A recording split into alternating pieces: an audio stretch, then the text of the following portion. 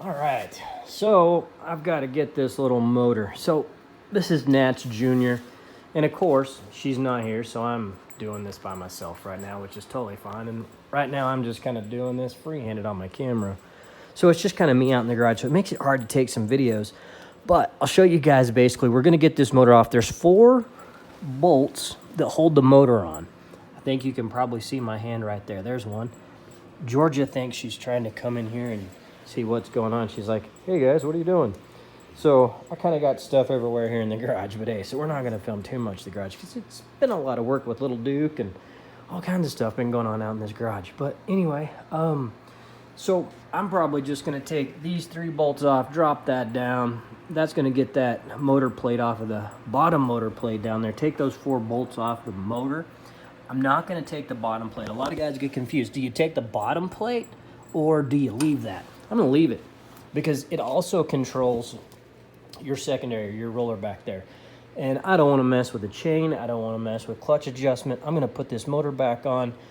You know, a lot of guys, what do you do with the clutch? What do you do with the clutch belt? How often do you change them? I even have some guys stretch them. You know, there's a lot of stuff going on with clutch belts. A lot of guys say your consistency's in your clutch belt. I don't know. But, you know, I'm going to get rid of basically, this is the Micron 4 right up here. And so I'm going to get rid of just the wires connected. So you got one right underneath the spark plug. You got your exhaust. I'm actually probably going to leave it on the exhaust tube. I'm just going to take the exhaust tube off. Those 4 bolts right there, I'm going to take that off right there. I'm probably going to take the intake, but we're putting a new carb on this bad boy. So that 42 is coming off, and it's not going back on. It's going in the spare parts bin. Now, there's a reason why we've been talking about this, and I'll show you guys. So I always disconnect the alcohol lines because once you let alcohol set in the carburetor for too long, you just kind of create a worry for yourself. You notice this is my air bleed right here. It's this little valve that kind of hangs down right there. And you turn that guy, and then when the car is running, you can look up here and see your head temps and different things, and you know, you can put more or less fuel to it right there with this little guy. And so the problem with Nats is there's some guys that come in and they change things up and they change these vents, and you know, that's all cool. I'm not here to say it's right or wrong, but I'm going to set mine back to factory because I like to have a little bit of adjustment in there. And like I said, you watch this video and I'm sure a lot of you veterans are going to be like, that's not right. You know, hey, cool, whatever. You know, we all have a different, but you've got some air bleeds and some air screws back here, you know, as I'm showing you kind of right there. And that's how a lot of guys, you know, they adjust their temps right here. I just like to have a little bit of control because, you know, like we talked about in the video the other day, Nat's never got the W in the final. And by golly, we've been to the final a couple times, and we've had some shenanigans in there. And so, you know, I walk up here, and I can cool that head temperature off, and I can cool it off quick. And it'll drop like a rock. There's a lot of strategies to this stuff, guys. Don't think that I've got this stuff figured out, but I'm just kind of showing you. That's one way I'm going to do it. You know, a lot of guys, they don't understand. They don't take the time. But this carburetor's coming off. It's not going back on. We're going to get a brand new one coming, so I'll probably take the JR plate off. But, you know, we'll talk about that with time. I'm going to leave as much as the Micron stuff, you know, the crank position sensor, the jack shaft sensor, crank position sensor. I've been working on fuel injection too much.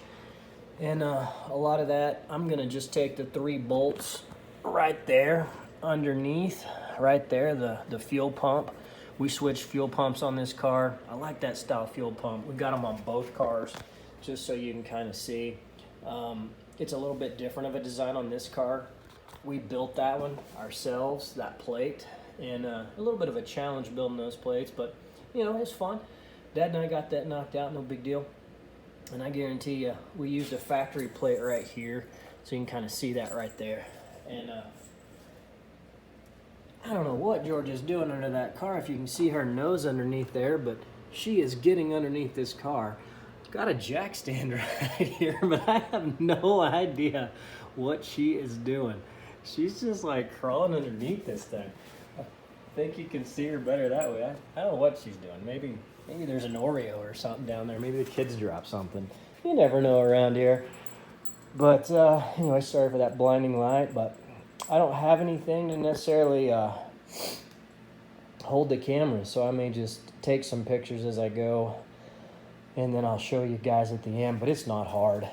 Basically, I'm just gonna go grab an impact, and I'm gonna put an impact in on an Allen wrench. Those are all metric, probably, I think, if I can remember right. I've taken this motor off so many times I've just forgot, but Georgia, say hi. Say hi, Joe. Hi guys. I haven't got to be played with much today. I just want to be right in the way. And I've got to be in the garage. Anyway, say hi, Joe. Hi, Joe. All right, go play. Go back over there and sit down. Go crawl underneath the car. But anyway, so this won't take long. I'm just going to try to leave everything I can because Kevin and I are going to rebuild this motor. And we got to get this thing off because it's mid-February. We got test and tune in about 20 days. And so we got to get her up and running and get going. But anyway, that's what I'm doing. I'm going to shoot some pictures, and it'll be pretty easy, pretty simple, and walk you guys through it. So if you're going to take yours off for any reason, you know, there's a lot of adjustments down here in the clutch. A lot of different things that you can do to get the clutch belt working and different things. You know, I spent a lot of time just kind of going over the basics of getting this all set up, and so we'll show you guys some videos here in a minute.